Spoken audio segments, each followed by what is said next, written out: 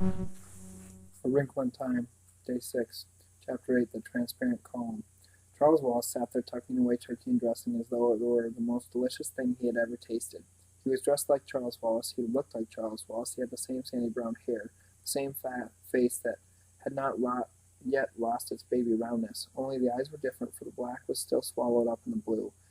But it was far more than this that made Meg feel that Charles Wallace was gone, that the little boy in his place was only a copy of Charles Wallace, only a doll. She fought down a sob. "Where is he?" she demanded of the man with red eyes. "What have you done with him? Where is Charles Wallace?" "But, my dear, you are hysterical," the man thought at her. "He is right there before you, well and happy, completely well and happy for the first time in his life, and he is finishing his dinner, which you also would be wise to do." "You know it isn't Charles," Meg shouted. "You've got him somehow." "Hush, Meg. There's no use trying to talk to him," Calvin said, speaking in a low voice into her ear. "What we have to do is hold Charles Wallace tight. He's there, somewhere, underneath, and we mustn't let them take him away from us. Help me hold him, Meg. Don't lose control of yourself. Not now. You've got to help me hold Charles." He took the little boy firmly by one arm. Fighting down her hysteria, Meg took Charles' other arm and held it tightly. "You're hurting me, Meg," Charles said sharply. "Let me go." "No," Meg said grimly. "We've been all wrong." Charles Wallace's voice, Meg thought, might have been a recording. There was a canned quality to it. "He isn't an enemy at all. He's our friend." "Nuts," Calvin said rudely. "You don't understand, Calvin," Charles Wallace said. "Mrs. Whatsit, Mrs. Who, and Mrs. Which have confused us. They're the ones who are really our enemies. We never should have trusted them for a minute." He spoke in his calmest, most reasonable voice, the voice which infuriated the twins. He seemed to be looking directly at Calvin as he spoke, and yet Meg was sure that the bland blue eyes could not see that someone else was looking at Calvin through Charles. Now the cold, strange eyes turned to her. "Meg, let go. I've explained it all to you, but you must let go." "No," Meg gritted her teeth. She did not release her grasp, and Charles Wallace began to pull away with a power that was not his own, and her own spindly strength was no match against it. "Calvin," she gasped as Charles Wallace wrenched his arm from her and stood up. Calvin, the athlete, Calvin, the boy who split firewood and brought it in for his mother, whose muscles were strong and controlled, let go of Charles Wallace's wrist and tackled him as though he were a football.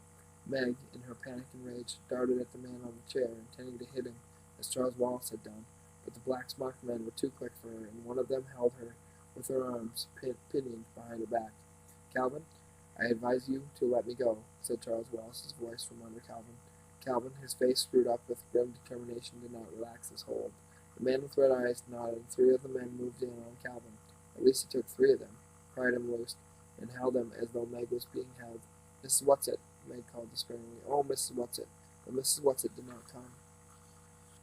"Meg," Charles Wallace said. "Meg, just listen to me." "Okay, I'm listening." "We've been all wrong. I told you. We haven't understood. We've been fighting our friend and our father's friend. If father tells me he's our friend, maybe I'll believe it. Maybe. Unless he's got father under a spell or whatever it is, like you. This isn't a fairy tale. Spells indeed," Charles Wallace said. "Meg, you've got to stop fighting and relax. Relax and be happy. Oh, Meg, if you just relax, you'd realize that all our troubles are over. You don't understand what a wonderful place we've come to. You see, on this planet, everything is in perfect order because everybody has learned to relax, to give in, to submit. All you have to do is look quietly and steadily into the eyes of our good friend here, for he is our friend, dear sister, and he will take you in as he has taken me." "Taking you in is right," Meg said. "You know you're not you. You know you've never in your life called me dear sister." "Shut up a minute, Meg," Calvin whispered to her. He looked up at the man with red eyes. "Okay, have your henchman let us go and stop talking to us through Charles. We know it's you talking, or whatever's talking through you. Anyhow, we know you have Charles hypnotized." "A most primitive way of putting it," the man with red eyes murmured. He gestured slightly with one finger, and Meg and Calvin were released. "Thanks," Calvin said wryly. "Now, if you are our friend, will you tell us who or what you are? It is not necessary for you to know who I am. I am the prime coordinator. That is all you need to know. But you're being spoken through, aren't you? Just like Charles Wallace. Are you hypnotized too? I told you that was too primitive a word, without the correct connotations. Is it you who are going to take us to Mr. Murray? No, it is not necessary, nor is it possible for me to leave here. Charles Wallace will conduct you." Charles Wallace? Yes. When? Now. The man with red eyes made the frightening grimace that passed for a smile. Yes, I think it might as well be now. Charles Wallace gave a slight jerk of his head, saying, Come, and started to walk in a strange, gliding, mechanical manner. Calvin followed him. Meg hesitated, looking from the man with red eyes to Charles and Calvin. She wanted to reach out and grab Calvin's hand, but it seemed that ever since they had begun their journey, she had been looking for a hand to hold. So she stuffed her fists into her pockets and walked along behind the two boys. I've got to be brave, she said to herself. I will be. They moved down a long, white, and seemingly endless corridor. Charles Wallace continued the jerky rhythm of his walk and did not once look back to see if they were with him. Suddenly Meg broke into a run and caught up with Calvin. Cal, she said, listen, quick, remember, Mrs. Whatsit said your gift was communication, and that was what she was giving you. We've been trying to fight Charles physically, and that isn't any good. Can't you try to communicate with him? Can't you try to get into him? Golly day, you're right. Calvin's face lit up with hope, and his eyes, which had been somber, regained their usual sparkle. I'm in such a swivet. It may not do any good, but at least I can try. They quickened their pace until they were level with Charles Wallace. Calvin reached out for his arm, but Charles flung it off. Leave me alone, he snarled. I'm not going to hurt you, old sport, Calvin said. I'm just trying to be friendly. Let's make it up, huh? You mean you're coming around? Charles Wallace asked. Sure, Calvin's voice was coaxing. We're reasonable people, after all. Just look at me for a minute, Charles. Charles Wallace stopped and turned slowly to look at Calvin with his cold, vacant eyes. Calvin looked back, and Meg could feel the intensity of his concentration. An enormous shudder shook Charles Wallace. For a brief flash his eyes seemed to see. Then his whole body twirled wildly and went rigid. He started his marionette's walk again. I should have known better, he said. If you want to see Murray, you'd better come with me and not try any more hanky-panky. Is that what you call your father, Murray? Calvin asked. Meg could see that he was angry and upset at his near success. Father? What is a father? Charles Wallace intoned. Merely another misconception. If you feel the need of a father, then I would suggest that you turn to it. It again. Who's this it? Meg asked. All in good time, Charles Wallace said. You're not ready for it yet. First of all, I will tell you something about this beautiful enlightened planet of Camazotz. His voice took on the dry, pedantic tones of Mr. Jenkins. Perhaps you do not realize that on Camazotz we have conquered all illness, all deformity. We? Calvin interrupted. Charles continued as though he had not heard. And of course he hadn't, Meg thought. We let no one suffer. It is so much kinder simply to annihilate anyone who is ill. Nobody has weeks and weeks of runny noses and sore throats. Rather than endure such discomfort, they are simply put to sleep. You mean they're put to sleep while they have a cold, or they're murdered? Calvin demanded. Murder is the most primitive word, Charles Wallace said. There is no such thing as murder on Camazotz. It takes care of all such things. He moved jerkily to the wall of the corridor, stood still for a moment, then raised his hand. The wall flickered, quivered, grew transparent. Charles Wallace walked through it, beckoned to Meg and Calvin, and they followed. They were in a small, square room from which radiated a dull, sulphurous light. There was something ominous to Meg in the very compactness of the room, as though the walls, the ceiling, the floor might move together and crush anybody rash enough to enter. How did you do that? Calvin asked Charles. Do what? Make the wall open like that? I merely rearranged the atoms, Charles Wallace said loftily. You've studied atoms in school, haven't you? Sure, but then you know enough to know that matter isn't solid, don't you? That you, Calvin, consist mostly of empty space, that if all the matter in you came together, that you'd be the size of the head of a pin. That's plain scientific fact, isn't it? Yes, but so I simply pushed the atoms aside and walked through the space between them. Meg's stomach seemed to drop, and she realized that the square box in which they stood must be an elevator, and that they had started to move upward and with great speed. The yellow light lit up their faces, and the pale blue of Charles' eyes absorbed the yellow and turned green. Calvin licked his lips. Where are we going? Up, Charles continued his lecture. On Camazotz we are all happy because we are all alike. Differences create problems. You know that, don't you, dear sister? No, Meg said. Oh, yes, you do. You've seen at home how true it is. You know that's the reason you're not happy at school. Because you're different. I'm different, and I'm happy, Calvin said. But you pretend that you aren't different. I'm different, and I like being different. Calvin's voice was unnaturally loud. Maybe I don't like being different, Meg said, but I don't want to be like everybody else either. Charles Wallace raised his hand, and the motion of the square box ceased, and one of the walls seemed to disappear. Charles stepped out, Meg and Calvin following him. Calvin just barely making it before the wall came into being again, and they could no longer see where the opening had been. You wanted Calvin to get left behind, didn't you? Meg said. I'm merely trying to teach you to stay on your toes. I warn you, if I have any more trouble from either of you, I shall have to take you to it. As the word it fell from Charles' lips, again Meg felt as though she had been touched by something slimy and horrible. So what is this it? She asked. You might call it the boss. Then Charles Wallace giggled, a giggle that was the most sinister sound Meg had ever heard. It sometimes calls itself the happiest, saddest. Meg spoke coldly to cover her fear. I don't know what you're talking about. That's saddest, not saddest. You know, Charles Wallace said, and giggled. Lots of people don't pronounce it correctly. Well, I don't care, Meg said defiantly. I don't ever want to see it, and that's that. Charles Wallace's strange, monotonous voice ground against her ears. Meg, you're supposed to have some mind. Why do you think we have wars at home? Why do you think people get confused and unhappy? Because they all live their own separate individual lives. I've been trying to explain to you in the simplest possible way that on Camazotz, individuals have been done away with. Camazotz is one mind. It's it. And that's why everybody's so happy and efficient. That's what old witches like Mrs. Whatsit don't have to be want to have happen at home. She's not a witch, Meg interrupted. No, Calvin said. You know she's not. You know that's just their game, their way, maybe of laughing in the dark. In the dark is correct, Charles continued. They want us to go on being confused instead of properly organized. Meg shook her head violently. No, she shouted. I know our world isn't perfect, Charles, but it's better than this. This isn't the only alternative. It can't be. Nobody suffers here, Charles intoned. Nobody's ever unhappy. But nobody's ever happy either, Meg said earnestly. Maybe if you aren't unhappy sometimes, you don't know how to be happy. Calvin, I want to go home.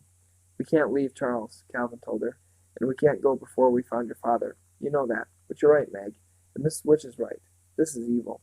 Charles Wallace shook his head, and scorn and disapproval seemed to emanate from him. Come, we're wasting time. He moved rapidly down the corridor, but continued to speak. How dreadful it is to be low individual organisms. Tick, tick, tick. His pace quickened from step to step, his short legs flashing, so that Meg and Calvin almost had to run to keep up with him. Now see this, he said. He raised his hand, and suddenly they could see through one of the walls into a small room. In the room, a little boy was bouncing a ball. He was bouncing it in rhythm. The walls of his little cell seemed to pulse with the rhythm of the ball, and each time the ball bounced, he screamed as though he were in pain. That's the little boy we saw this afternoon, Calvin said sharply. The little boy who wasn't bouncing the ball like the others. Charles Wallace giggled. Yes, every once in a while there's a little trouble with cooperation, but it's easily taken care of. After today, I'll never desire to deviate again. Ah, here we are. He moved rapidly down the corridor and again held up his hand to make the wall transparent. They looked into another small room or cell. In the center of it was a large, round, transparent column, and inside the column was a man. Father! Meg screamed. Chapter 9. It. Meg rushed at the man imprisoned in the column, but as she reached what seemed to be the open door, she was hurled back as though she had crashed into a brick wall. Calvin caught her. It's just transparent glass, like glass this time, he told her. We can't go through it. Meg was so sick and dizzy from the impact that she could not answer. For a moment she was afraid that she would throw up or faint. Charles Wallace laughed again, and the laugh was not his own, and it was this that saved her. For once more anger overcame her pain and fear. Charles Wallace, her own real dear Charles Wallace, never laughed at her when she hurt herself. Instead, his arms would go quickly around her neck, and he would press his soft cheek against hers in love and comfort. But the demon Charles Wallace snickered. She turned away from him and looked again at the man in the column. Oh, Father, she whispered longingly, but the man in the column did not move to look at her. The horn-rimmed glasses, which always seemed so much a part of him, were gone, and the expression of his eyes was turned inward, as though he were deep in thought. He had grown a beard, and the silky brown was shot with gray. His hair, too, had not been cut. It wasn't just the overlong hair of the man in the snapshot of Cape Canaveral. It was pushed back from his high forehead and fell softly almost to his shoulders, so that he looked like someone in another century or a shipwrecked sailor. But there was no question, despite the change in him, that he was her father, her own beloved father. My, he looks a mess, doesn't he? Charles Wallace said and sniggered. Meg swung on him with a sick rage. Charles, that's father. Father. So what? Meg turned away from him and held out her arms to the man in the column. He doesn't see us, Meg, Calvin said gently. Why? Why? I think it's sort of like those little peepholes they have in apartments in the front doors, Calvin explained. You know, from inside you can look through and see everything, and from outside you can't see anything at all. We can see him, but he can't see us. Charles, Meg pleaded, let me into father. Why? Charles asked placidly. Meg remembered that when they were in the room with the man with the red eyes, she had knocked Charles Wallace back into himself when she tackled him and his head cracked the floor. So she hurled herself at him.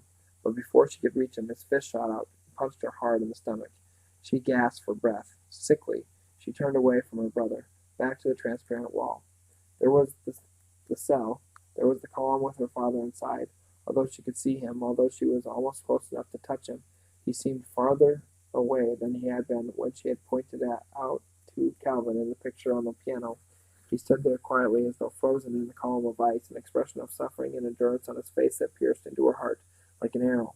You say you want to help, Father? Charles Wallace's voice came from behind her, with no emotion whatsoever. Yes, don't you? Meg demanded, swinging around and glaring at him. But of course, that's why we are here. Then what do we do? Meg tried to keep the franticness out of her voice, trying to sound as drained of feeling as Charles, but nevertheless ending on a squeak. You must do as I've done, and go into it, Charles said. No, I can see you don't really want to save Father. How will my being a zombie save Father? You will just have to take my word for it, Margaret, came the cold, flat voice from Charles Wallace. It wants you, and it will get you. Don't forget that. I, too, am a part of it now. You know I wouldn't have done it if it weren't the right thing to do. Calvin, Meg asked in agony, will it really save Father? But Calvin was paying no attention to her. He seemed to be concentrating with all his power on Charles Wallace. He stared into the pale blue. It was all that was left to Charles Wallace's eyes. And for thou wast the spirit too delicate to act her earthly and ever-earned commands. She did confine thee into cloven pine, he whispered, and Meg recognized Mrs. Who's words to him. For a moment, Charles Wallace seemed to listen. Then he shrugged and turned away. Calvin followed him, trying to keep his eyes focused on Charles's. If you want a witch, Charles, he said, it's the witch, not our ladies. Good thing I had the Tempest at school this year, isn't it, Charles? It was the witch who put the Ariel in the cloven pine, wasn't it? Charles Wallace's voice seemed to come from a great distance. Stop staring at me. Breathing quickly with excitement, Calvin continued to pin Charles Wallace with a stare. You're like Ariel in the cloven pine, Charles, and I can let you out. Look at me, Charles. Come back to us. Again the shudder went through Charles Wallace. Calvin's intense voice hit at him. Come back, Charles. Come back to us. Again Charles shuddered, and then it was as though an invisible hand had smacked against his chest and knocked him to the ground, and the stare with which Calvin had held him was broken. Charles sat there on the floor of the corridor, whimpering, not a small voice sound, but a fearful animal noise. Calvin, Meg turned on him, clasping her hands intensely. Try to get to Father. Calvin shook his head. Charles almost came out. I almost did it. He almost came back to us. Try Father, Meg said again. How? Your cloven pine thing. Isn't Father imprisoned in a cloven pine even more than Charles? Look at him. In that column there. Get him out, Calvin. Calvin spoke in an exhausted way. Meg, I don't know what to do. I don't know how to get in. Meg, they're asking too much of us. Mrs. Tu's spectacles, Meg said suddenly. Mrs. Tu had told us to use them only as a last resort, and surely that is now. She reached in her pocket, and the spectacles were there, cool and light and comforting. With trembling fingers, she pulled them out. Give me those spectacles, Charles Wallace's voice came in a harsh command, and he scrambled up off the floor and ran at her. She barely had time to snatch off her own glasses and put on Mrs. Who's, and, as it was, one earpiece dropped down her cheek, and they barely stayed on her nose. As Charles Wallace lunged at her, she flung herself against the transparent door, and she was through it. She was in the cell with the imprisoning column that held her father. With trembling fingers, she straightened Mrs. Who's glasses and put her own in her pocket. Give them to me, Charles Wallace, came Charles Wallace's menacing voice, and he was in the cell with her, with Calvin on the outside pounding frantically to get in. Meg kicked at Charles Wallace and ran at the column.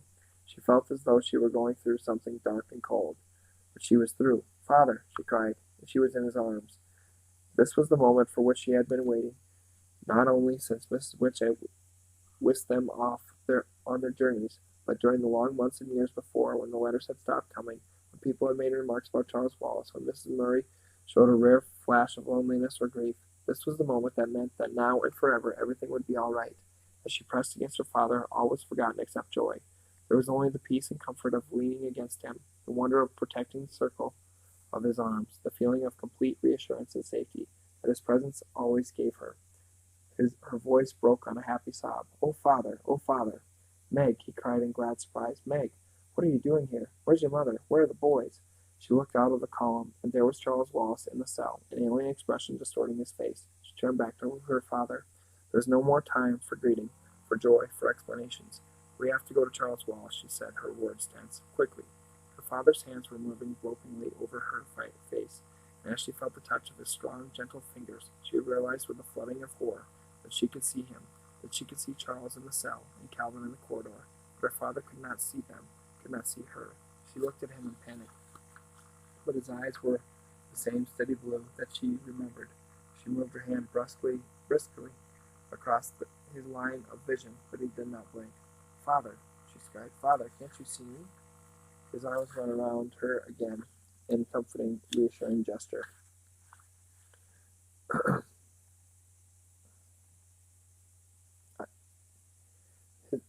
"No, Meg, but Father, I can see you." Her voice trailed off suddenly. She shoved Mrs. Hugh's glasses down her nose and peered over them, and immediately she was in complete and utter darkness. She snatched them off her face and thrust them at her father. "Here." His fingers closed about the spectacles. "Darling," he said, "I'm afraid your glasses won't help." "But they're Mrs. Hugh's. They aren't mine," she explained, not really realizing that her words would sound like gibberish to him. "Please try them, Father, please." She waited while she felt him fumbling in the dark. "Can you see now?" she asked. "Can you see now, Father?" "Yes," he said. "Yes, the wall is transparent now." "How extraordinary. I could almost see the atoms rearranging."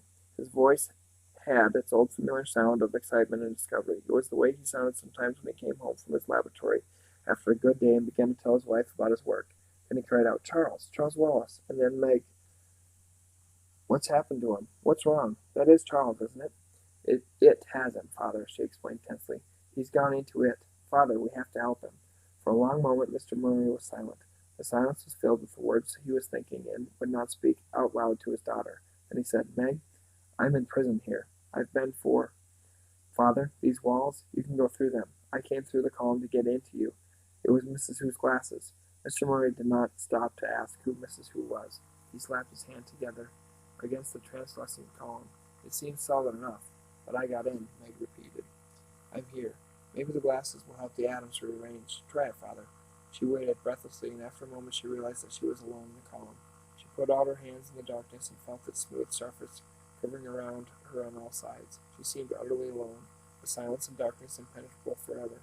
She fought down the panic until she heard her father's voice coming to her very faintly. "I'm coming back in for you, Meg." It was almost a tangible feeling as the atoms of the strange material seemed to part to let him through to her. In their beach house at Cape Canaveral there had been a curtain between dining and living room made of long strands of rice. It looked like a solid curtain, but you could walk right through it.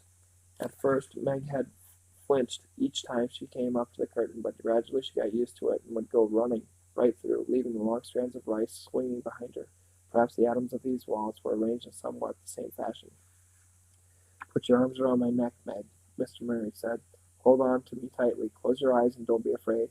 He picked her up, and she wrapped her long legs around his waist and clung to his neck. With Mrs. Hugh's spectacles on, she had felt only a faint darkness and coldness as she moved through the column. Without the glasses, she felt the same awful clamminess she had felt when they tessered through the outer darkness of Camazotz. Whatever the black thing was to which Camazotz had submitted, it was within as well as without the planet. For a moment it seemed that the chill darkness would tear her from her father's arms. She tried to scream, but within that icy horror no sound was possible. Her father's arms tightened about her, and she clung to his neck in a stranglehold. But she was no longer lost in panic. She knew that if her father could not get her through the wall, he would stay with her rather than leave her. She knew that she was safe as long as she was in his arms. Then they were outside. The column rose up in the middle of the room, crystal clear and empty. Meg blinked at the blurred figures of Charles and her father, and wondered why they did not clear. Then she grabbed her own glasses. glasses out of her pocket and put them on, and her myopic eyes were able to focus. Charles Wallace was tapping on one foot impatiently against the floor. "It is not pleased," he said. "It is not pleased at all." Mr. Murray released Meg and knelt in front of the little boy. "Charles," his voice was tender, "Charles Wallace, what do you want?" "I'm your father, Charles. Look at me."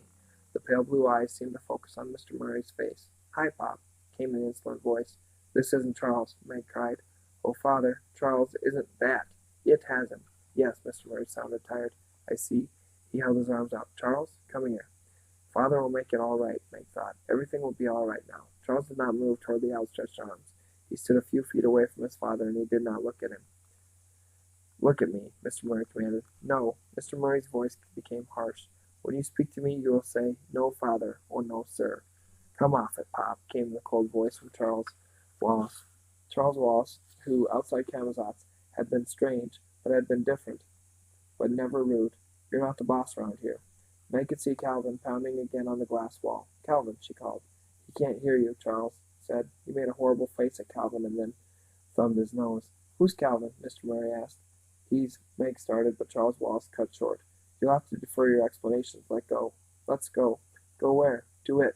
"No," Mr. Murray said. "You can't take Meg there." "Oh, can't I?" "No, you cannot. You're my son, Charles. I'm afraid you will have to do as I say." "But he isn't Charles," Meg cried in anguish. Why didn't her father understand? "Charles is nothing like that, Father. You know he's nothing like that." "He was only a baby when I left," Mr. Murray said heavily. "Father, it's it talking through Charles. It isn't Charles. He's bewitched." "Fairy tales again," Charles said. "You know it, Father," Meg asked. "Yes." "Have you seen it?" "Yes, Meg." Again his voice sounded exhausted. "Yes, I have." He turned to Charles. "You know she wouldn't be able to hold out." "Exactly," Charles said. "Father, you can't talk to him as though he were Charles. Ask Calvin. Calvin will tell you." "Come along," Charles Wallace said. "We must go." He held up his hand carelessly and walked out of the cell. There was nothing for Meg and Mr. Murray to do but to follow. As they stepped into the corridor, Meg caught at her father's sleeve. "Calvin, here's Father." Calvin turned anxiously toward them. His freckles and his hair stood out brilliantly against his white face. "Make your introductions later," Charles Wallace said. "It does not like to be kept waiting." He walked down the corridor, his gait seeming to get more jerky with each step. The others followed, walking rapidly to keep up. "Does your father know about the Mrs. W's?" Calvin asked. "There hasn't been time for anything. Everything's awful." Despair settled like a stone in the pit of Meg's stomach. She had been so certain that the moment she found her father everything would be all right. Everything would be settled. All the problems would be taken out of her hands. She would no longer be responsible for anything. And instead of this happy and expected outcome, they seemed to be encountering all kinds of new troubles. "He doesn't understand about Charles," she whispered to Calvin, looking unhappily at her father's back as he walked behind the little boy. "Where are we going?" Calvin asked. "To it." "Calvin, I don't want to go. I can't." She stopped, but Charles continued his jerky pace. "We can't leave Charles," Calvin said. "They wouldn't like it." "Who wouldn't?" "Mrs. Whatsit and Company." "But they've betrayed us. They brought us here to this terrible place and abandoned us." Calvin looked at her in surprise. "You sit down and give up if you like," he said. "I'm sticking with Charles." He ran to keep up with Charles Wallace and Mr. Murray. "I didn't mean," Meg started, and pounded after them.